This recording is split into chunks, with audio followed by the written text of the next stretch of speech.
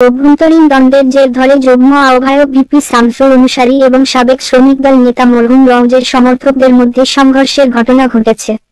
এই ঘটনায় উভয় পক্ষের অন্তত 10 জন আহত হয়েছেন। স্থানীয় সূত্রে জানা যায়, গতকাল বিকেলে বেড়া পৌরসভার একটি এলাকায় বিএনপির একটি সাংগঠনিক কার্যক্রম চলছিল।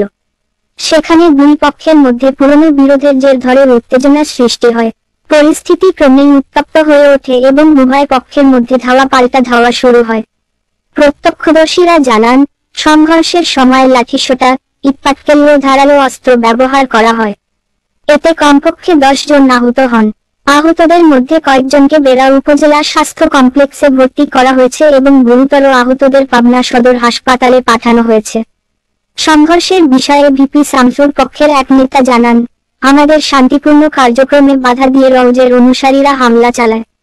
অন্যদিকে মরহুম রওজের পক্ষের এক নেতা অভিযোগ করে বলেন, আমাদের সঙ্গে অশালীন আচরণ করার চেষ্টা